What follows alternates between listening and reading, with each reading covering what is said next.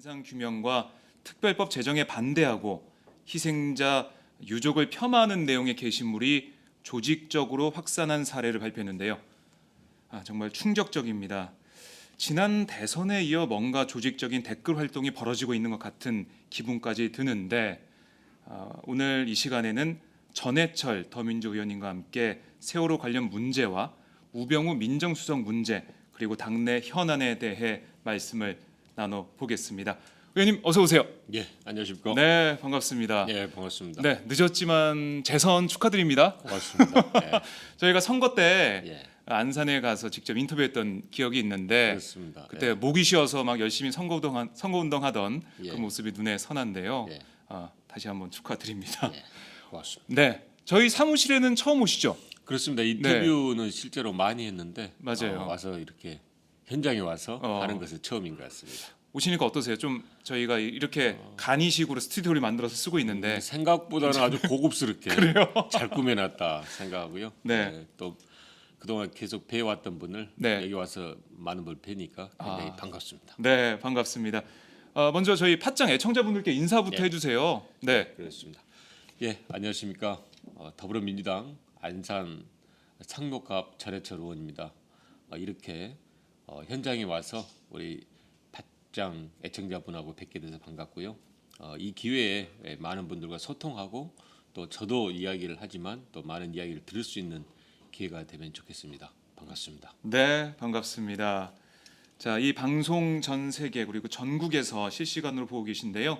우리 의원님께 궁금하신 점이나 아니면 현안에 대해서 뭐 궁금한 것들 있으면은 질문 주십시오. 저희가 소개해드리도록 하겠습니다. 자, 벌써 김은복님께서 반갑습니다. 라고 인사를 해주시네요. 자, 20대 국회 이번에는 정무위 간사로 활동하게 되셨어요. 예, 19대 국회 때는 법사위에서 열심히 활동하셨는데 정무위 좀 생소하지 않으세요? 그러지는 않고요. 예, 실제 경제가 중요합니다. 경제에 관한 많은 일들을 할 수 있고 적극적 대안을 제시하는 게 중요하다고 생각하고요. 네, 정무위는 이제 주된 그 대상 기관이 공정거래위원회, 금융위원회, 또 총리실 등이 있는데 네, 네, 특히 대기업의 흔히 말하는 갑질이라 하지 않습니까? 그렇죠. 대기업의 횡포를 막을 수 있는 공정거래위원회 활동을 감시하고 또 정책적 대안을 제시하는 게 중요한데 네, 근래 또 이 공정거래위원회 칼날이 무뎌지지 않느냐라는 이제 문제제가 있고 몇 가지 맞아요. 사건에서는 실제 공정거래위원회가 제 역할을 했을까라는 것들을 이미 이제 저희들이 지적하면서 만약에 공정거래위원회가 네, 제 역할을 못 한다면 전속고발권 폐지까지도 고려하고 고민해봐야 된다라는 네. 것을 이제 제시했고요. 금융위원회 관련해서는 요즘 문제가 되고 있는 구조조정에 과연 정부는 무엇을 했는가? 이제 네. 이미 언론에 나와 있지만 서별관의 대우조선해양의 구조조정 금융 지원을 그때 결정했던 네. 그 서별관 회의에서 밀실에서 그렇습니다. 결정한 당국은 그러면 무엇을 했냐? 네. 물론 이제 대우조선해양의 그 부실함은 대내외적인 여러 가지 이유도 있지만 문제는 관리 감독권이 있는 산업은행이라든지 또 네. 금융위 또 재정 당국은 어떤 일을 했고 무엇을 했는지 왜 책임을 지지 않는지 등에 대해서 충분히 지금 이야기를 하고 있고 거기에 네. 따른 대안 마련을 위해서 노력하고 있습니다. 네, 맞아요. 정말 이 대기업의 갑질 그리고 우리 사회가 좀 공정하게 돌아가야 우리 이 방송 보고 계신 시청자분들 그리고 뭐 우리 국민들께서 정말 먹고 살기가 괜찮아질 텐데 이 문제 공정하지 않다는 것 그 자체 하나만으로도 우리 국민들이 힘들어 하거든요. 그렇습니다. 많이 분노하시고요. 그렇습니다. 이 문제 정무위에서 좀 잘 풀어가서 공정거래위원회 그리고 서별관 회의에서 어떤 일들이 있었는지 과연 관리 감독이 잘 됐는지 이것 좀 확실하게 파헤쳐 주시면 고맙겠습니다. 이제 이번에 추경 예산에 이제 그 액수가 상당 부분이 있거든요. 맞아요. 예, 그러니까 추경. 산은과 수은에 출자했던 것에 대한 이제 지원 사업으로 한 1조 9천억 정도를 편성되어 있어서 네. 지금 이제 원내 수석간에 이 회의를 하고 있지만 이 추경을 해결하기 위해서 또 동의하고 승인하기 위해서는 먼저 사전에 청문회를 해야 된다. 그리고 거기에 따른 책임이 밝혀져야 된다라는 네. 것들 논의하고 있으니까 그런 부분에 대해서 잘 지적하고 또 네. 문제가 뭔지에 대해서 밝혀보도록 하겠습니다. 네, 알겠습니다. 지켜보겠습니다. 자, 이렇게 상임위 활동도 열심히 하셔야겠지만은 전 이걸 여쭤보고 싶더라고요. 세월호 참사 진상 규명 이건 2년이 지나도 아직까지 안 되고 있습니다. 예, 이 노력도 계속 해야 될 텐데요. 예, 너무 저도 마음이 아프고요. 사실 그 세월호 특별법을 제가 제 이름으로 대표 발의를 맞아요. 했었습니다. 예, 예. 그래서 이제 두 가지로 있죠. 하나는 진상 규명에 대한 게 있고 또 하나는 지원에 대한 게 있는데 네.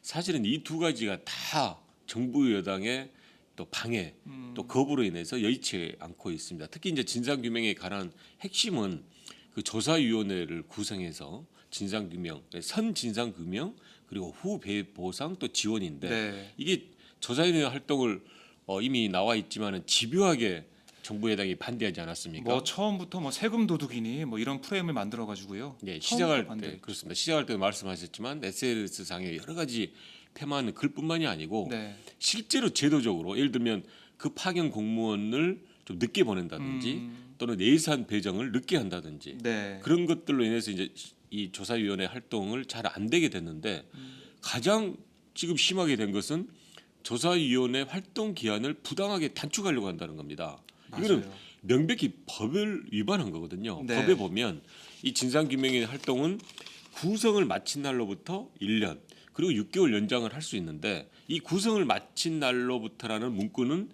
세월호 이 조사위원회 처음 쓴 게 아니고요. 예를 들면 6.25 전쟁 납북 진상규명위원회라든지 네. 다른 위원회에서도 구성을 마친 날이라는 것이 있습니다. 그러면 이 구성을 마친 날이라는 것은 최소한 임원들이 임명장을 받든지 또는 시행령이 제정돼서 시행되든지 네. 아니면 예산이 확보되어 실질적인 활동을 하든지 등등의 사유가 있을 때 구성을 마친 날 이렇게 해야 되는데 다른 위원회에서도 그렇게 해석을 해왔고 이것만 유독 시행일인 1월 1일부터 1년 6개월을 기산한다고 하니까 사실은 어느 누구도 여기에 대해서 명쾌하게 맞다고 이야기를 하고 있지도 않습니다. 이걸 일부 정부 여당의 네. 주장에 의해서 이 주장을 하고 있으면서 지금 특조위 활동을 끝내겠다. 그러니까 네. 이번 1년 6개월에는 6월 30일까지 끝내겠다고 예산 배정을 하고 있지 않아서 그동안 해왔던 특조위 활동이라는 게 전부 무산이 될 처지에 놓여버린 거죠. 그러니까요. 왜냐하면 활동이라는 게 그러지 않습니까? 네. 많은 이런 사실들에서 마무리를 해야 되는데 그런 사실들은 마무리를 못 해버리고 있으니까 어찌 보면 그동안 1년여 이상 했던 특조위 활동은 네. 전혀 아무것도 아닌 상황이 되어버리죠. 그러니까 급기야 특조위 위원장인 이석태 위원장께서 이제 예. 단식하고 어제, 모두 예. 이런 걸 한다는 것이 상식에 맞지 않는 그런 주장을 정부 여당에서 하고 그걸 관철하고 있으니까 이제 문제가 되고 있고요. 네. 조금 이제 다행스러운 것은 여야가 특히 농해수위 중심으로 해서 이 맞지 않는 활동 기한에 대해서 연장을 하겠다라는 것을 일정 부분 이렇게 합의를 된 것처럼 보였는데 네. 그게 또 지지부진하고 있고 그걸 너무 답답해요. 그걸 이제 8월 초에 네. 다시 만나서 그 농해수위 안에 있는 소위에서 결론을 내리겠다고 하는데 그걸 지켜보는 저희들로서는 너무 답답하죠. 왜냐하면 하루하루가 네. 그 특조위 활동이 잘 마무리되는 것들이 저해되고 지체되고 있는 건데 네. 지금 8월 초라 해서 저희들은 정말 더 기다릴 수 없다고 이제 원내 지도부나 예. 더불어민주당에서도 세게 새누리당에 주장도 하고 어찌 보면 간청도 하고 있는데 그 결론이 이제 아직도 안 나고 있고 예. 그게 이제 특조위 활동이 도저히 정상적으로 안 된다 해서 위원장이 이제 단식까지 하는 상황에 처해 있어서 거듭 말씀드리지만 정말 안타깝고 어찌 보면 이 박근혜 정부의 그 불통 또 무소불위 그리고 법이나 절차적 민주주의를 준수하지 않는 것에 네. 대표적인 표본이다라고 그렇습니다. 저는 생각하게 됩니다. 박 대통령이 뭐라고 했습니까? 정말 성역 없는 진상 규명을 하겠다고 약속을 했습니다. 하지만 그 성역 없는 진상 규명을 하는 특조위 그 보장도 안 해주고 있는 상황이거든요. 그렇습니다. 답답하고 그 특히 이 방송 보시는 분들께서는 여소야대가 된 다음에는 세월호 진상 규명이 되겠구나 이런 생각 좀 많이 하셨을 텐데 20대 국회 열린 다음에도 이게 잘 안 풀려가지고 그래서 이제 너무 되자마자 안타까워서요. 저희 이제 의원들이 법안도 또 그랬죠. 발의하고 예. 많은 노력을 해서 사실은 좀 죄송하게 생각합니다. 저 더불어민주당 등 야당이 네. 그 야대를 만들어줬는데도 이것도 못 풀지 않냐라는 것에 굉장히 저희들도 뭐 죄송하게 생각합니다만은 네. 아무튼 최선의 노력을 하고 있습니다만은 정부 여당이 약간은 할 것처럼 하면서 이 시간을 끌고 있는 것에 네. 대해서 아직은 효과적인 대응과 결과가 나오지 않아서 아무튼 최대한 노력을 많이 해보겠습니다. 이 선체 인양도 아직 안 돼 있고 언제 이게 만료가 될지도 모르는 상황인데요. 세월호 특조위 기한을 보장하지 않겠다는 박근혜 정부의 이 모습, 아마 우리 국민들을 뭘로 보는지 정말 이 그때 그 교육부 간부의 개돼지 발언이 정말 계속 이게 진행이 되고 있는 게 아닌가라는 생각이 들 정도로 너무 참담합니다. 어제 이 문제 보셨을 텐데요, 많은 분들께서 특조위 기자회견에서 트위터에서 특정 계정이 세월호 참사와 관련한 부정적인 글을 전파하기 위해서 수십 개의 다른 계정들을 활용해 의도적인 리트윗을 한 사실을 연구 결과를 발표했습니다. 의원님께서도 이 보도를 주의 깊게 보셨을 것 같은데요. 이 발표 보시고 어떤 생각이 드시던가요? 사실 저가 이제 또 지역이 안산이지 않습니까? 네. 그래서 이제 가족분들과 같이 생활도 하고 또 그 법안 협상 과정에서 이제 계속 이야기도 했는데 가장 가슴 아팠던 게 그거였습니다. 그러니까 좀 협상이 안 되고 협의가 끊어지고 네. 또 원하는 대로 그 법안 내용이 안 된 것도 있었지만 그 악의적인 SNS 상의 여러 가지 것들이 많은 상처를 줬거든요. 네, 그렇죠. 예를 들면 과도한 그 금전 보상 배상을 요구한다부터 해서 또 그 개개인의 정말 맞지 않는 그 이렇게 사적인 것들도 이야기하고 또 나아가서 이 법안에 대해서 악의적으로 왜곡을 해가지고 순수하게 아주 맞는 부분 또는 유족들이 이야기하고 있고 협상하는 부분에 대해서도 왜곡 비틀어서 하는 이런 글들이 사실은 엄청나게 상처를 주고 있었는데 예. 문제는 저도 그 당시에 볼 때 이게 굉장히 조직적이지 않을까 생각을 했던 이유가 뭐였냐면 이 같은 글이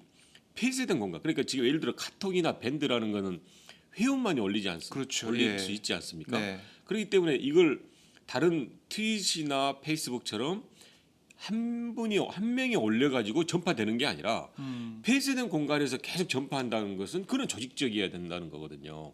왜냐하면 그렇죠. 예, 그 예. 카톡방을 활용할 수 있어야 되는 거잖아요. 네. 그래서 그걸 봤을 때 이건 정말 조직적이지 않고는 이렇게 악의적인 글들이 또 전혀 왜곡된 글들이 전파될 수가 없겠다라는 것에 정말 답답했습니다. 당시 이제 지방선거도 있고 네. 선거 국면도 있고 했을 텐데 그러면서 연상됐던 것이 국정원 댓글 사건이 연상됐던 거거든요. 그러니까 맞아요. 국정원 댓글 사건도 처음에는 한 개인의 일탈이지 않겠냐라고 네. 생각했는데 뒤에 밝혀진 거는 전혀 그러지 않지 않습니까? 댓글 부대가 있었죠. 거의 엄청난 예. 조직적으로 또 능숙하고 이 훈련된 사람들이 그걸 조직적으로 전파하고 글을 만들고 했지 않습니까? 네. 그런 것이 아닐까라고 사실은 그 당시에 많은 생각을 했는데 거기에 따른 근거가 없었잖아요. 근거도 맞아요. 없고 예. 엄청난 아픔만 있었는데 이번 이제 특조위에서 발표할 때 거기에 대해서 조직적인 리트윗을 포함해서 전파한 게 있다고 하니까 저는 당연히 국정원 댓글 사건이 생각날 뿐만 아니라 네. 이런 정말 문제점들은 그 실체를 어떤 밝혀내야죠. 식으로든지 예. 밝혀야만이 정말 우리 사회가 한 단계 더 이렇게 올라가는 계기가 되지 않을까 생각을 해서 이게 어떤 문제 그러니까 예를 들어 댓글 사건은 대선 개입이라는 공직선거법 위반이라든지 또 국정원법 위반으로 해서 이렇게 네. 수사가 되고 있는데 이런 부분에 대해서는 어떤 식으로 수사나 조사가 이루어져야 될지는 모르겠지만 네. 아무튼 명백히 밝혀져야 된다고 생각하고 거꾸로 제가 말씀드린 아까 조사위원회 활동이 보장되어야 한다는 것이 네. 그런 의혹들을 계속 가지고 있으면서도 사실은 안 밝혀졌던 건데 이걸 특조위에서 밝히지 않았습니까? 그렇죠. 그럼 이걸 안 밝히면 거기에 남은 가슴에 남은 상처나 한은 계속 있게 되는 겁니다. 그러니까 계속 의구심만 있게 되고 그거에 대해서 납득하지 않는 네. 그런 판단을 하게 되는 것은 소수든 다수든 우리 국민들에게는 굉장히 안 좋은 것으로 되는 거거든요. 그런 그렇죠. 면에서 아무튼 이 건은 뒤늦게라도 조금이라도 실체가 밝혀졌으니까 네. 분명한 거기에 따른 여러 가지 정말 전모가 음. 밝혀지기를 기대하고 정말 필요하다고 생각합니다. 그렇습니다. 이게 그 트윗 대기라는 프로그램이 있는데 이게 많은 분들이 쓰는 그런 프로그램이 아니에요. 그래서 네. 일부만 쓰고 있는데 이 프로그램이 국정원 직원 댓글 공작 사건에서 사용이 됐던 그런 프로그램입니다. 근데 이번에도 이게 사용이 됐어요. 그래서 이 보도가 나간 다음에 많은 분들이 뭔가 국가 권력기관의 개입이 있었던 거 아니냐라는 의심을 가지고 있습니다. 예. 그러니까 이게 이런 사건이 또 세월호 때 반복이 됐다는 건 내년 대선에서도 뭔가 이런 댓글 공작이 일어날 수도 있다. 이런 또 생각을 해볼 수가 있거든요. 이런 점은 어떻게 보세요?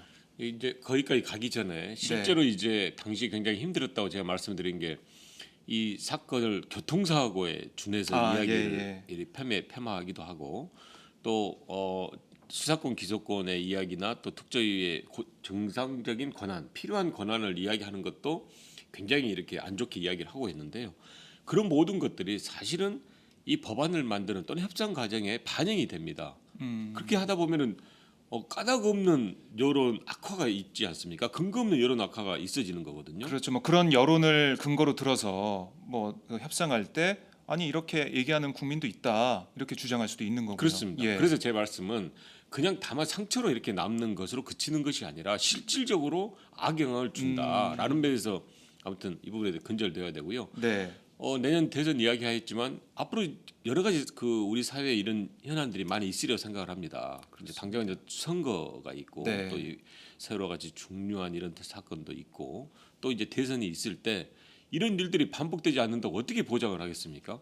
또 이런 부분은 사실은 쉽게 밝힐 수 있는 부분이 아니죠. 그러니까 네. 뭐 엄청난 수사 역량을 투입한다든지 또 거기에 따른 전문적인 어떤 식별이나 탐지를 하지 않고는 밝혀질 수 없는 거여서 네. 그런 면에서 아무튼 이렇게 조금 단초가 마련된 거에 대해서는 실체를 밝히는 것이 앞으로 사후에 재발을 방지하는 이 당 내에서도 이 문제에 대해서 좀 대응을 좀 예. 하셔야 되지 않을까 싶은데요. 예, 일단은 저희들이 그 TF가 있습니다. 세월호 네. 관련해서 그래서 그 부분에 대해서 앞으로 논의를 해보고 또 대응도 해보고 나가서 이제 또 그 반민주적인 행태를 지적하고 시정하는 네. 또 그 TF가 있거든요. 그런 부분에 대해서 문제 제기를 할 수 있도록 하겠습니다. 알겠습니다. 자, 그럼 화제를 좀 바꿔보겠습니다. 이 얘기도 제가 꼭 하고 싶었습니다. 우병우 청와대 민정수석의 불법 비리 의혹이 계속 나오고 있습니다. 뭐 일각에서는 양파 수석이라는 별명까지 달아줬는데요. 까도 의혹이 계속 나와요.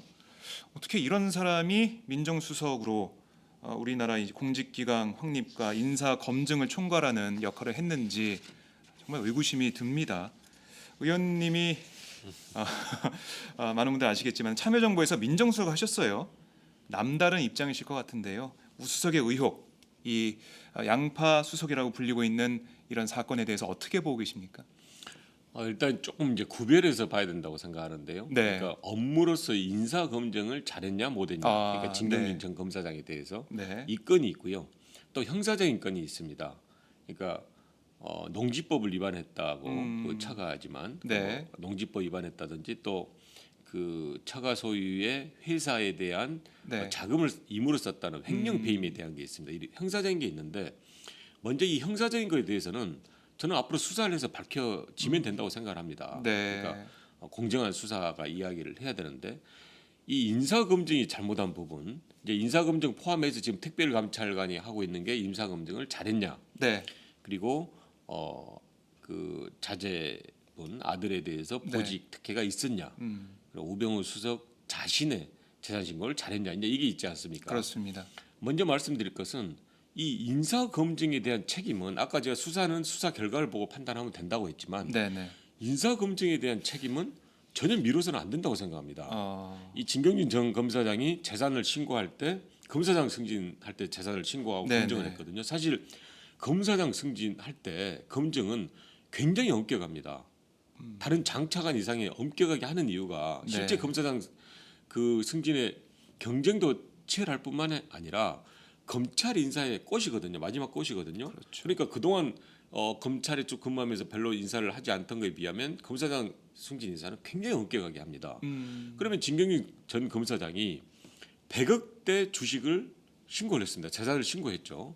그런데 그걸 취득 경위는 비상장일 때 비상장 주식을 사서 100억대의 재산을 가졌다. 그러면 인사검증을 하는 이 입장에서는 당연히 그걸 파악을 해야 되는 거죠.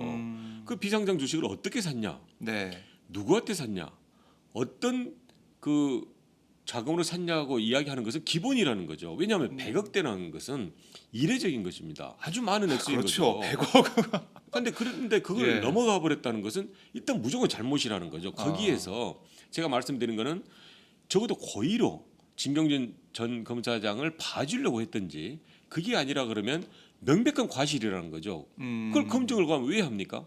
그런 걸 못 밝히면. 네. 그래서 일각에서는 거기에 대해서 이제 변명 변소를 할 때는 강제 수사권 조사권이 없다 이렇게 이야기를 하는데 네. 그 말이야말로 정말 맞지 않습니다. 왜냐하면 검증의 대상자들은 동의서를 다 냅니다. 이 인사적인 승진을 하겠다는 사람이기 때문에 네. 민정수석실이나 검증하겠다는 이 검증기관에 대해서 모든 자료를 훨씬 더 다 제출합니다. 예. 예를 들어 자료를 제출하지 않는다? 네. 그 사람은 뭔가 문제가 있다고 해서 인사 검증에 탈락이 되는 거거든요. 그렇죠. 구린 게 있는 거죠. 그렇습니다. 오히려 제출하지 마라 해도 소명서를 갖고 와서 제출하는 대상자가 오히려 많습니다. 예. 그러니까 이 검증을 함에 있어서 조사권이 없다 또는 자료 제출 요구권이 없다고 말한 것은 정말 이거는 맞지 않는 그렇네요. 허위의 그 어찌 보면 변명인 거고 그러니까 민정수석 하셨던 분이 말씀하시니까 신뢰가 가네요. 그렇습니다. 그리고 또 하나는 네. 한 의원께서 인터뷰 이야기하던데 네. 당시 실무자 분들이 문제가 있다고 건의했다 이런 이제 기사가 있습니다. 네네. 근데 이것도 굉장히 중요한 건데요. 이 검증을 할 때는 사실은 자료의 문제가 아니고 판단의 문제입니다. 자료는 얼마든지 있을 만큼 있습니다. 그러면 아까 제가 말씀드린 대로 이 사안은 비상장 주식을 취득해서 지금 100억대 재산이면 네. 당연히 실무자들이 받겠죠. 그렇죠. 그래서 문제가 있다고 건의를 했는데 그걸 그냥 넘어갔다는 것은 두 가지죠. 기준 자체가 여기에 대해서는 아주 일반 상식과 떨어진 편협된 기준을 갖고 있든지 또한 말씀드린 대로 고의로 봐줬다든지 이 두 가지가 있지 않고는 그 실무자들의 건의를 묵살할 이유가 없는 거죠. 네. 그러면 첫째 말씀드린 대로 이걸 못 밝힌 것은 고의 내지 과실이 명백한 거고 더더군다나 만약에 실무자가 그런 제안을 했는데 묵살했다면 네. 거기에 따른 책임이라는 것은 절대 피할 수가 없는 거죠. 그런 면에서 지금 특별감찰관 또 수사하고 있는 것은 뒤에 결과가 밝혀진다 하더라도 네. 인사 검증만 가지고도 이미 책임을 져야 된다 이야기를 드리는 거고 또 하나 이제 특별감찰관 같은 경우에는 네. 수사는 고발하면 또 누가 고소하는데 고발하면 수사를 합니다. 그러니까 수사를 하는 것만 가지고는 책임을 지라면 억울할 수가 있는데 특별감찰관이 실시하기 위해서는 요건이 있습니다. 법에 상당한 신빙성이 있어야만이 특별감찰관 이 감찰을 실시하거든요. 네. 그러면 이 실시했다는 것만으로도 뭔가 문제가 있다. 문제가 있는 거고 특별감찰관을 관할하는 수석이 누굽니까? 민정수석입니다. 관할하는 기관에서 네. 이미 상당히 이거는 감찰을 할 만하다 해서 감찰을 감찰을, 실시하고 예. 있는데 그 대상의 민정수석이 그냥 자리를 보존하고 있다. 이거는 맞지 않고요. 마지막으로 또 하나 그렇네요. 말씀드리면 예. 지금 박근혜 대통령께서 이제 휴가 이후에 개각 또는 청와대 수석을 교체한다 이런 이야기를 하지 않습니까? 네. 모든 분들이 개각이나 교체하기 위해서는 검증을 해야 되지 않습니까? 그렇죠. 검증이라는 것은 네. 아까 말씀드린 대로 자료의 문제가 아니고 판단의 문제입니다. 판단을 어떤 기준으로 하냐는 것이 문제고 또 하나는 그 검증의 결과가 납득할 수 있어야 됩니다. 우리 그동안 10수년 이상 쭉 검증의 어떤 수준이 높아지지 않았습니까? 옛날에 넘어갈 일들이 네. 국민들이 그거는 안 돼. 이제는 안 돼. 예를 들어서 그렇죠. 예. 위장 저집 뭐 국민 옛날에는 눈높이가 넘어갈지 모르지만 높아졌습니다. 높아졌죠. 네. 또 확인 업무 표절 이 정도도 안 돼. 이런 것들이 있는 거거든요. 농지 맞아요. 구입 이런 건 예. 안 돼. 쭉 있어 왔는데 그런 검증을 적어도 검증 대상자에게 납득을 시켜야 되지 않겠습니까?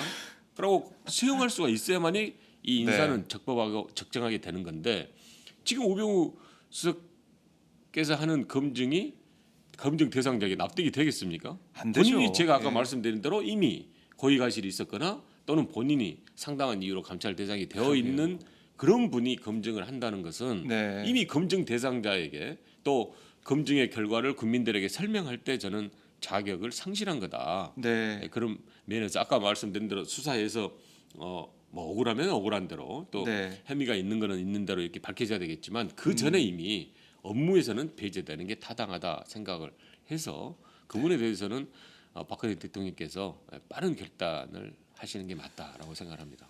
그러게요. 말씀을 쭉 들어보니까 민정수석 자리에 하루라도 더 앉아 있으면 안 될 뿐이다 이런 결론을 내릴 수가 있는데 우수석이 오늘 휴가에서 복귀해가지고 정상 근무 중이라고 합니다.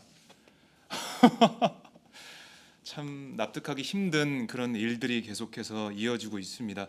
박 대통령은 그냥 휴가를 가버렸고 특별감찰이 진행된다고는 하는데 한계가 분명하거든요. 강제 수사권도 없지 않습니까? 특별감찰권에. 그렇습니다. 네. 어차피 이걸 뭐 검찰 수사를 의뢰한다고 해도 검찰에서 수사를 들어가는 데까지 또 시간이 걸리잖아요. 그래서 야당에서는 이게 시간 끌기다. 계속해서 면피하려는 거다. 이런 지적을 하고 있습니다. 자, 거기에 대해서 하나만 이제 네네. 덧붙이면요. 그래서 만약에 이제 말씀드린 대로 특별감찰관의 권한의 한계 또 박 대통령께서 일반 국민들이 이와 같이 생각하는 것을 좀 이렇게 그대로 네. 반영해 주지 않으시다면 저는 이런 부분에 대해서는 역시 제도적으로 해결할 수밖에 없는데 그건 이제 고위 공직자들을 수사할 수 있는 네. 공수처를 만드는 것이 어찌 보면 아, 조금 멀게 느껴집니다만은 네. 이런 국민들이 지금 이렇게 답답해하고 해결되지 않고 있는 것들을 해결하기 위해서는 지금 이제 야당이 추구하고 있는 추진하고 네. 있는 공수처도 또 하나의 방안이 되지 않을까라고 생각합니다. 그걸 이제 여당에서 어떻게 받아들일지 이 문제가 남아 있는데 야당에서는 공수처 설치 거기에 대해서는 공감대 좀 형성하고 있다 이렇게 보여지고요. 이걸 좀 여쭤볼게요. 사실 우수석은 검사 시절에 2009년이죠. 네, 노무현 대통령을 직접 수사했던 장본이다라고 저희가 알고 있는데 사실 그때 우리 의원님도 수사 받는 과정에서 함께하지 않으셨나요? 예, 그렇습니다. 그때 이제 뭐 사실은 이제 자꾸 기억하는 것조차도 저도 네. 굉장히 이제 굉장히 뭐 곤혹스럽습니다만은 이제 당시 노무현 대통령께서 이제 수사 받을 때 이제 네. 변호인으로 저하고 문재인 전 대표와 이제 참여를 했었습니다. 예. 그래서 이제 봉화에서 그때 대검 중수부에 가서 대통령께서 조사 받으실 때 네. 중수부에 대통령 모시고 가서 아, 그때 이제 조사를 받을 때 제가 참여를 이제 문재인 전 대표와 같이 변호인으로서 참여를 했었는데 저 당시 우병우 수석이 그 네. 담당 부장이어서 중수 일과장이라고 그렇습니다. 되어 담당 있는데. 부장으로서 이제 예. 노무현 대통령을 직접 조사했고 저는 이제 그 옆에서 참여하고 있어서 저로서는 또 그 우병우 수석이 이제 제가 연수원 때부터 잘 아는 이제 후배고 하는데 아, 그래요. 그 조사를 제가 대통령이 받고 제가 참여하게 되어서 네. 사실 굉장히 참담했던 뭐 그 당시였던 생각도 듭니다. 그렇군요. 그때 어땠나요? 우수석의 그 조사 방식이라고 할까요? 그런 게 좀 떠오르신 게 있으신지. 이제 몇 분이 그 회고도 하고 또 네. 글도 쓰고 했습니다만은 충분히 애우를 갖췄다든지 또는 그런 부 공손했다라는 것은 전혀 맞지 않고요. 저희들이 볼 때는 예. 굉장히 고압적이고 그러니까 처음에 만나고 또 조사하거나 했을 때 고압적이고 그런 특별한 배려가 있었다라는 생각을 하고 있지 않습니다. 그렇군요. 참 노무현 대통령을 수사했던 우수석 이제는 자신이 양파 수석이라는 그런 오명을 뒤집어 쓰고 지금 사퇴 압력을 받고 있습니다. 자, 이 문제 박근혜 대통령이 풀어야 될 텐데 아니면 우수석이 자진 사퇴를 해야 될 텐데 끝까지 버티고 있는 모양이라서 국민들이 볼 때는 참 너무 오만하고 어떻게 국민의 민심을 이렇게 모를 수가 있나 이런 비판을 계속 하고 계십니다. 자, 이 우수석 문제까지 저희가 다뤄봤는데요. 이어서 당내 현안을 좀 여쭤볼게요. 이번 전당대회 이제 한 달 앞으로 다가왔습니다. 경기도당위원장 선거도 다음 달 21일에 치러지게 되는데요. 의원님 이번에 경기도당 위원장 출마하셨죠? 네, 그렇습니다. 네, 지난 25일 출마 기자회견에서 이런 말씀하셨습니다. 당의 혁신을 완성하고 정권 교체를 실현하기 위해 경기도당 위원장에 출마한다. 이렇게 출마의 변을 밝히셨는데 좋은 말입니다. 예, 당의 혁신, 정권 교체 좋은 말인데 관건은 그 내용과 실천이죠. 당의 혁신을 완성한다는 얘기 여기에 좀 저희가 집중을 해 보겠는데요. 이 말씀은 혁신위에서 나왔던 혁신안을 실천하겠다 이런 말씀이신가요? 어떻습니까? 먼저 이번 이제 도당 위원장은 네, 최고위원을 호선에 의해서 겸직하게 되어 있습니다. 그렇죠. 그러니까 이제 권역별로 네, 뭐 서울, 제주, 뭐 그렇습니다. 인천, 경기 예, 뭐 예. 권역별로 돼 예, 있죠. 저는 이제 인천하고 해서 5개 권역으로 나누어서 그 도당 또는 시당 위원장이 네, 최고위원을 겸직하게 되어 있어서 그래서 도당 위원장 선거가 굉장히 중요하다고 생각하고요. 지금 이제 많은 국민들이 실제로 이번 총선도 그랬지만 총선 이후에도 박근혜 정부의 실정에 대해서 이야기를 합니다. 네, 민주주의가 후퇴되고 남북 관계가 경색되고 무엇보다도 어려운 경제 현실에 대해서 뚜렷한 답을 제시하지 못하고 있는 이 현실에 대해서 답답해하고 있는데 네, 물론 이제 야권이 총선에서 과반을 이루어서 이런 것들을 많이 해결할 수 있게 노력을 해야 됩니다. 근데 3개월여 지났지만 아직 미흡해서 죄송하지만 더 노력을 해야 되는데 네, 궁극적으로는 정권 교체만이 이 박근혜 정부의 실정을 확실하게 어찌 보면 비판하고 또 대안을 제시할 수 있다라고 많은 분들이 이야기를 하고 있습니다. 다 내세우고 계시죠. 그렇습니다. 예. 그런데 이 정권 교체를 어떻게 하는지에 대해서는 사실 뚜렷한 답을 이렇게 이야기하는 분들은 없거든요. 어떻게 정권 교체를 해야 되냐? 다만 네, 내년에 선거를 잘 치르면 되냐라고 하는 것만으로 저희들은 이야기해서는 안 된다고 생각합니다. 그런데 저희들이 할 수 있는 것은 네, 더불어민주당이 정비되고 혁신될 게 필요하다. 실제로 당의 현실을 보면 이 조직이라든지 또는 홍보라든지 여러 가지 것들이 사실 미흡합니다. 네. 부족한 부분이 많이 있다고 생각을 하거든요.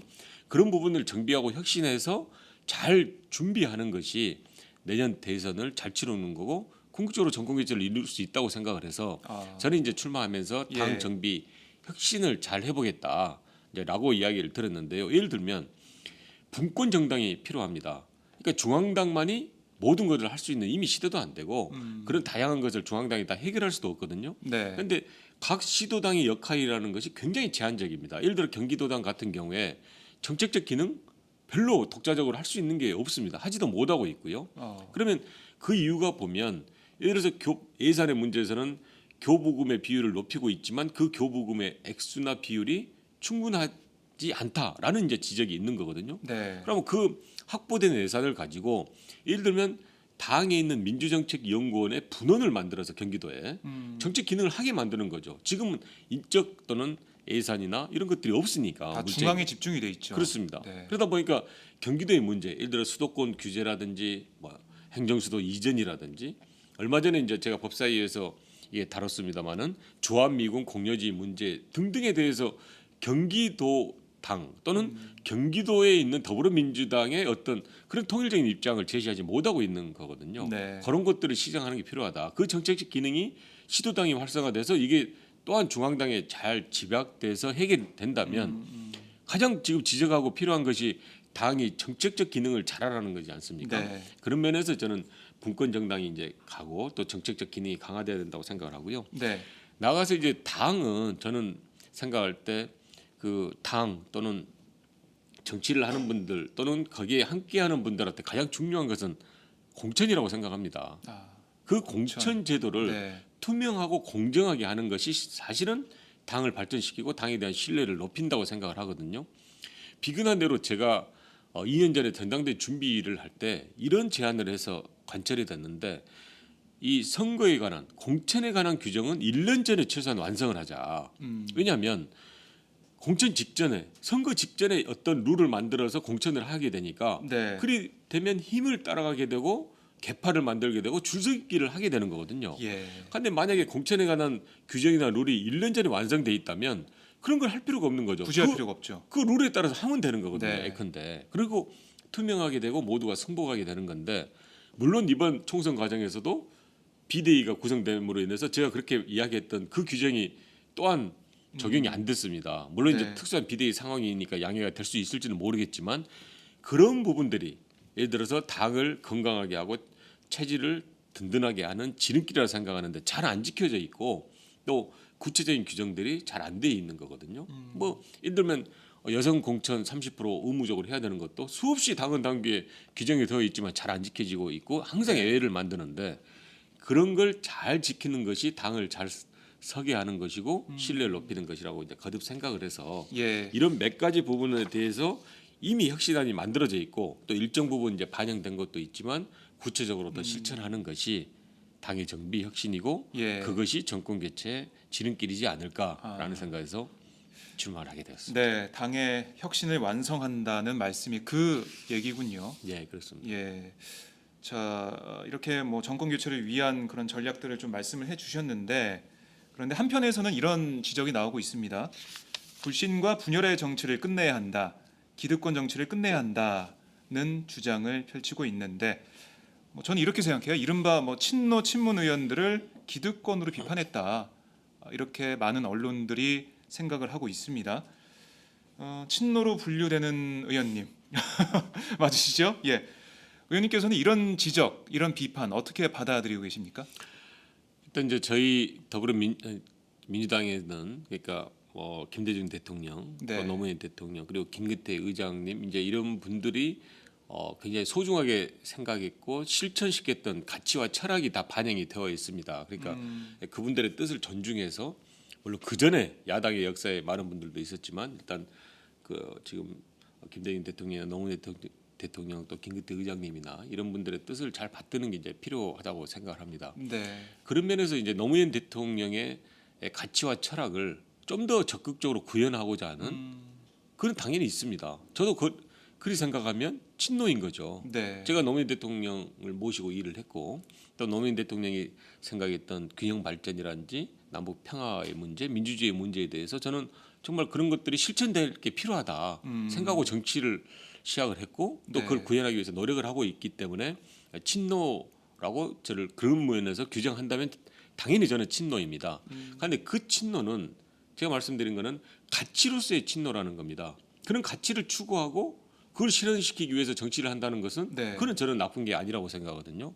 그런데 문제는 뭐냐면 이런 애들을 친노라 하더라도 패권을 추구하면 그건 문제라고 생각합니다. 네. 그러니까 반드시 자기 그 집단만이 모든 걸 이루어야 되고 그 집단에서 예를 들면 뭘 이루기 위해서 떼거리 문화를 만든다든지 나쁜 규정을 만든다든지 무리한 이야기를 한다든지 지금 새누리당이 하고 있는 친박의 형태에 대해서 지난 총선 때 비판받았던 게 그런 거지 않습니까? 네네. 무리하게 또 상식적이지 않게 규정을 위반하고 그걸 국민들의 눈살을 찌푸리게 만들었던 거죠. 그런데 말고 그 가치를 내가 추구하겠다. 그거 자체를 이야기해서는 안 된다고 생각하기 때문에 네. 가치로서의 친노는 존재한다. 네. 그리고 저 역시도 그렇다면 그 범죄에 속한다. 네. 다만 그걸 패권으로서의 친노나 패권을 추구하는 그런 집단이 되어서는 안 된다고 생각을 하는 것이 첫째입니다. 네. 그런 면에서 이게 선으로 이야기되고 합리적으로 이야기가 돼야 되는데 지금의 친노 비노 프레임은 굉장히 악의적인 프레임을 만들어 놓고 있는 겁니다. 그 제가 말씀드린 것을 네. 구별하지 않고 예. 친노니까 어쩌다 또는 비노니까 어쩌다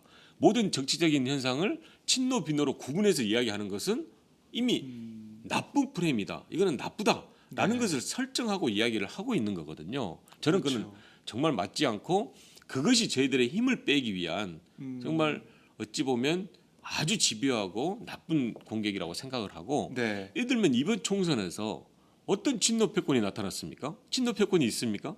패권을 추구해서 총선에 득을 본 친노가 예를 들어서 있습니까? 네. 저는 그렇지 않는 현실이라는 거죠. 그런 면에서 이런 악의적인 프레임은 더 이상 주장을 해서는 안 된다고 생각하고요.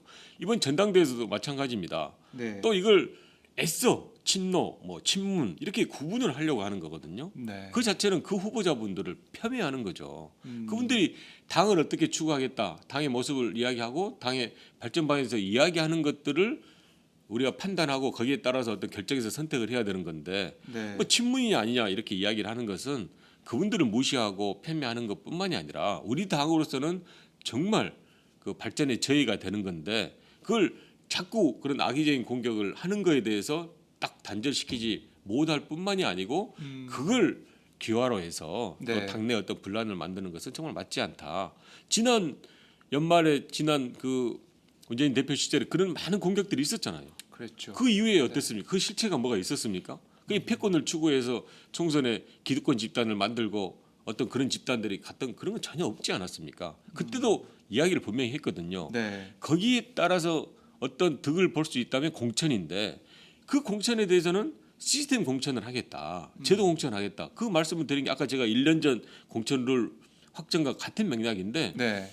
공천을 시스템으로 해놓는다면 그럼 거기에 따른 패권이 개입할 여지가 없는 거거든요.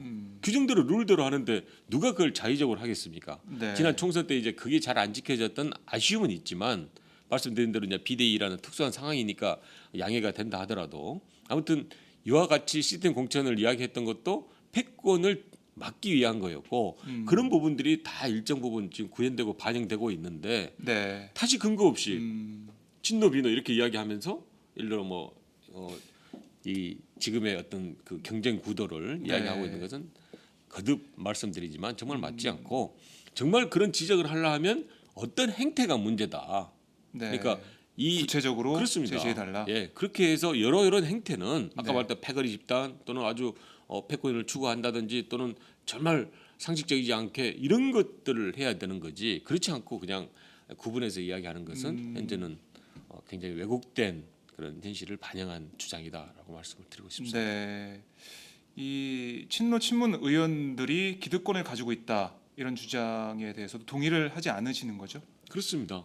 말씀드린 대로 기득권이라 그러면 그 기득권을 갖기 위해서 뭐 다른 어떤 수단을 한다든지 또는 거기에 따른 이익을 얻기 위한 어떤 수단 방법을 안 가리고 뭘 얻었다 이런 것들이 있어야 되는데 네. 하나하나의 지금 기득권이란 게 뭐가 있겠습니까? 이번 총선 과정에서도 상당수가 경쟁에 의해서 했고 어찌 보면 이번 총선 과정에서는 저도 그 공천 과정에 굉장히 어려움을 많이 겪었습니다만은 네. 오히려 불이익을 받지 않았습니까?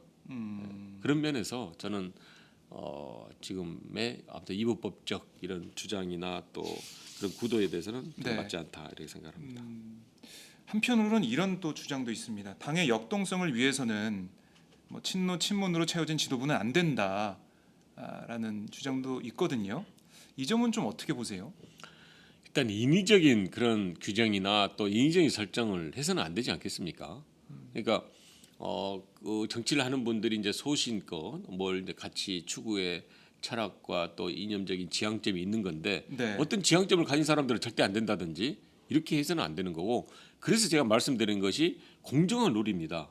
그리고 거기에 따른 납득할 수 있는 수단 또 방법을 확보하는 그게 필요한 거죠. 네. 그래서 누구나가 그 틀에 들어와서 공정하게 경쟁하고 공정하게 어떤 결과를 만든다면 너는 안 된다, 너는 된다 이런 것들은 오히려 그 민주적인 절차라고 할 수 없을 뿐만 아니라 네. 당의 발전에 도움이 안 된다고 생각하니까 그런 주장보다는 예를 들어서 이제 앞으로 대선 후보를 뽑는 경선을 한다든지 뭐 지금 이제 당 대표도 하고 있습니다만은 그런 규정과 룰을 아무튼 공정하게 만들고 거기에 따라서 여러 가지 승복할 수 있는 장치를 만든다면 저는 그것이 더 필요한 거지. 네. 지금 인위적인 설정을 한다는 것은 그건 정말 타당하지 않다라고 생각합니다. 사실 뭐 이런 점도 지금 우려가 되는 것 같아요. 왜냐하면 내년 대선을 앞두고 이런 뭐 이른바 친노 친문 지도부가 들어서면 내년 대선 과정이 역동적이지 않고 드라마도 없고 뭐 한 사람에 집중이 돼서 이런 드라마를 쓰지 못하는 사람들의 관심에서 멀어진 대선 레이스가 된다면 내년 대선에서 힘든 거 아니냐 이런 목소리를 내시는 분도 계세요. 그래서 당 지도부가 그래서 더 다양하게 들어서야 내년 대선 경선이 역동적이지 않을까 이런 얘기도 하세요. 어떻게 보십니까? 그 노무현 대통령께서 사실은 굉장히 역동적으로 승리를 그랬죠. 얻었습니다. 예. 그때 이제 그 노사모 또 노란 그 저금통 이제 이런 해서 대저금통해서 역동적으로 국민들의 참여를 해서 이제 그런 국민들의 그 경험도 있고 또 좋은 그 추억도 있는 것은 맞는데요. 네. 문제는 그 역동성이 인위적으로 만들어서는 안 되겠죠. 가장 필요한 것은 공정한 절차에 의해서 모두가 승복하는 당의 후보가 결정이 되고 네. 당의 모든 역량을 집중해서 그 후보와 함께하는 대선이라면 그게 훨씬 효율적이고 효과가 있는 거지 않습니까? 그러니까 아까 말씀드린 대로 그냥 역동적이어야 된다. 그리고 그 역동적인 것이 국민들의 공감을 얻고 대선 승리로 바로 귀착된다는 것은 전제와 저는 그 결과가 좀 모호한 인간관계, 맞지 않는 인간관계라고 생각을 하는 거죠. 훨씬 맞는 것은 네. 잘 승복되는 과정과 절차에 의해서 당의 역량이 결집되고 그게 후보로 쭉 표출되는 대선이 간다면 실제 지난 새누리당의 그 대선 후보나 대선 과정 그런 거였거든요. 그게 훨씬 나은 거죠. 네. 까닭없는 갈등이 만들어지고 거기에 따라서 여러 불필요한 소모적인 경쟁이 된다면 네. 그거는 오히려 안 맞는 거죠. 다만 아까 제가 노무현 대통령 이야기를 드렸듯이 정말 역동성 있게 또 반전하고 국민적 공감대를 갈 수 있게 하는 것은 어찌 보면 필요하고 좋습니다. 네. 그런데 그것은 인위적으로 되는 것은 아니라는 거죠. 가장 오히려 역효과가 난다. 그렇습니다. 가장 우리가 지향해야 될 것은 가야 될 방향은 아까 말씀드린 대로 정상적인 방향입니다. 모두가 승복하게 하고 네. 지난 사실 2012년 때도 경선 과정에서 그 규정을 가지고 굉장히 그 한쪽 진영에서 반대를 했었습니다. 네. 제가 이제 그때 그 룰 대리 그 규정의 대리인을 하고 있었는데요. 네.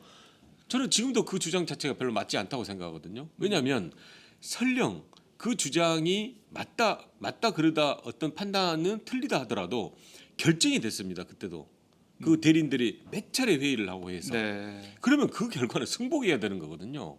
그럼 왜 그런 회의를 합니까? 규정이 만드는 토론을 하겠습니까? 예, 그런 면에서 가장 바람직한 거는 저는 올해 정상적인 쭉 절차와 방법, 절차적 민주주의가 지켜지는 게 그게 바람직한 거고 거기에 더해서 역동적이고 또 반전을 하고 하는 계기나 기회가 있어지면 그거는 좋은 거지만 이런 역전과 반동 이런 것들을 그 역전과 또 반전되는 거, 역동과 반전되는 것을 인위적으로 한다면 그거 자체는 저는 훨씬 더 많은 네. 잘못된 부작용이 있을 거다라고 생각합니다. 네. 인위적인 뭐 그런 과정은 없어야 된다. 이렇게 정리를 할 수가 있겠는데요. 예. 자, 이 후보가 누가 되느냐 내년 대선을 볼 때요. 이것도 중요하지만 대선 승리 뭐 거기에다 초점이 맞춰져 있습니다. 그런데 또 한 가지 지적할 게 대선 승리 이후의 전략이거든요.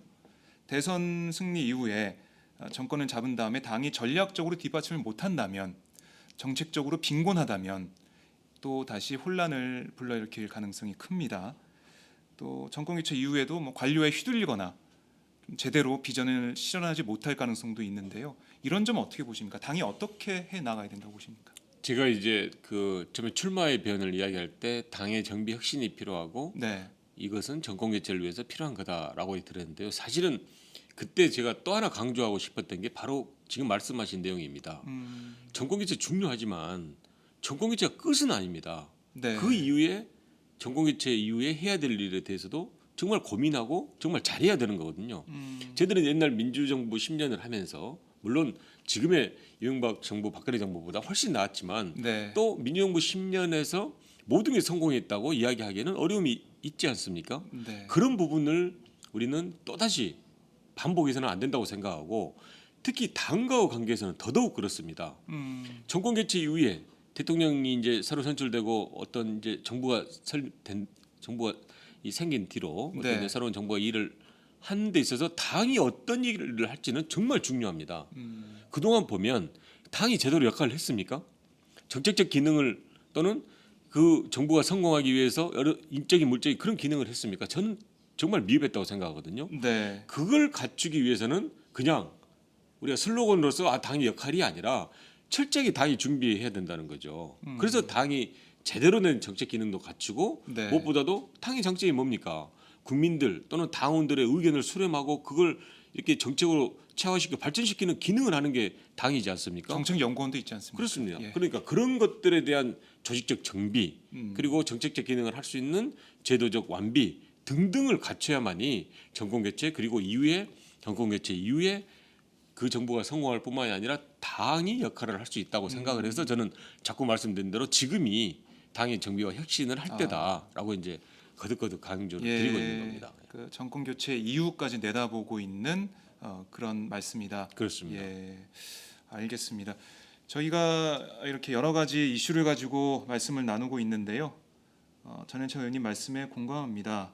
꼭 인위적인 역동성 필요는 없겠지만 전에 말씀하신 민주적인 방식이 필요한 것 같습니다.라고 하셨습니다. 시청자들이 볼 때 뭐 인위적인 그런 역동성보다는 민주적이고 누구나 공감할 수 있는 그런 룰, 그런 경선 방식이 필요하다 이런 생각을 하고 계시는 것 같습니다. 자, 이 선거 준비는 뭐 잘 되고 있으세요? 경기도가 굉장히 높습니다. 네. 60개 그 지역 위원회가 있고요. 또 음. 저희 더불어민주당의 현역 의원만 40분이 계십니다. 그렇군요. 그리고 또 그 땅도 실제로 넓어서 맞아요. 예. 지금 하루에 300km, 400km 이상을 지금 돌아다니면서 가능한 많은 분들 뵙고 인사드리고 또 제가 하고자 했던 것들 이렇게 이야기 드리면서 공감할 수 있게 노력하고 있습니다. 네. 그러니까 경기 북부, 경기 남부가 정말 멀잖아요. 그렇습니다. 다니는 것도 정말 힘들 텐데 만나시면 뭐라고 하시던가요? 어떤 걸 좀 주문하시던가요? 당원분들이나 아니면 시민분들이? 예, 가장 크게는 당이 역할을 해라가 큽니다. 네. 그러니까 당이 뭐냐? 제대로 좀 역할을 해야 되지 않겠냐라는 거고 특히 이제 경기도당에 관련해서는 아까 말씀드린 대로 전임 이제 도당위원장 많은 분들이 정말 잘 해왔지만 제도적인 한계가 네. 있었던 거거든요. 그러니까 경기도당이 좀 더 분명한 위상과 역할을 가지고 재기능을 했으면 좋겠다 이제라는 부분에 대한 이야기고 무엇보다도 이제 좀 당이 중심이 돼서 정권 개최까지 나아가려면 네. 아무튼 제대로 된 모습을 해야 된다라는 이제 그 당원 쓴소리도 대의원분들의- 많을 것 같아요. 그렇습니다. 네. 실제로 예. 사실 총선 이후에 더 민주에 많은 것들을 기대하신 지지자분들이 많습니다. 하지만 지금 20대 국회 열린 다음에 생각대로 잘 안 되거든요. 이게 선진화법 문제도 있겠지만 야당이 야성을 가져야 되는데 그게 잘 안 보인다라는 지적도 많은데요. 이 점을 좀 가슴에 새기셔야 될 것 같아요. 그렇습니다. 이제 가장 크게 이제 국회가 해야 될 게 하나는 지금 행정부 집행을 하는 기관에 대해서 확실하게 이제 비판하고 네. 그 문제점을 지적하고 거기에 따른 이제 대안을 제시하는 것도 있겠죠. 있고 또 하나가 이제 가장 큰 게 입법이지 않습니까? 네. 이게 이제 어찌 보면 국민들에게 야대가 됐던 것의 효과를 실제로 느낄 수 그렇습니다. 있고 예. 국민들이 이제 그거에 따른 선택을 한 것을 잘했냐 못했냐를 판단하시는 건데 이 부분에 대해서 이제 8월 말부터 8월 중순 이후로 이제 가능한 각 상임위별 법안 소위를 실제로 이제 운영을 해서 네. 가능한 법안들을 하려고 하고 있습니다. 이제 주요한 민생 법안 예를 들어서 그 주택 서민 주거와 관련된 전월세 상한제라든지 네. 또는 계획갱지 청구권이라든지 그런 걸 망라해서 아무튼 가능한 것 몇 가지라도 아주 좀 필요하고 절실한 것들은 바로 입법을 해야 된다. 그래야만이 이 야대 상황에서 네. 어찌 보면 국민들이 선택해줬던 것에 대한 보답이고 성원의 기대에 부응하는 거다 생각을 하고 있어서 8월 말에 저희들이 그걸 하기 위해서 지금 준비를 하고 있는데 네. 조금 더 지켜봐 주시면 어떤 야대를 만들어준 국민들에게 네. 잘해볼 수 있도록 노력하겠습니다. 알겠습니다. 자, 시청자 댓글을 보니까 한 분께서 거침없는 소신 발언 공감하며 지지합니다. 안산 지역민으로 너무나 뿌듯하고 자랑스럽네요 하는 칭찬 댓글이 있네요. 고맙습니다. 예. 비판 댓글은 없나요? 네, 황지희 작가가 올려준 댓글을 제가 소개해드렸는데 아무튼 많은 분들이 지켜보고 계시고요. 아까 말씀하신 세월호 문제 그리고 우병우 수석 문제 나아가서는 당 혁신 문제 그리고 정권 교체까지 나가는 길 이런 것들 이런 전략들을 차근차근 해 나가는지 지켜보실 겁니다. 예. 네, 끝으로 저희 애청자분들께 인사 말씀 해주시고 저희가 방송을 마치도록 하겠습니다. 예, 처음에 말씀드린 대로 오랜만에 팟짱 애청자분들께 직접 이렇게 말씀드릴 기회를 가졌습니다. 늘 이렇게 제가 이야기하는 것뿐만이 아니고 많은 이야기를 듣도록 하겠습니다. 이야기를 해주시면 제가 이렇게 실천하는 것들에 많은 참고 또 참작 또 그걸 바로 반영해서 제가 잘못된 부분은 잘못된 부분 또 강조될 부분은 강조될 이게 실천해 나가도록 하겠습니다. 늘 감사드리고 더 열심히 하는 정치인이 되도록 노력하겠습니다. 고맙습니다. 네, 의원님 오늘 말씀 잘 들었습니다. 고맙습니다. 네, 지금까지 전해철 더민주 의원과 말씀을 나눠봤습니다.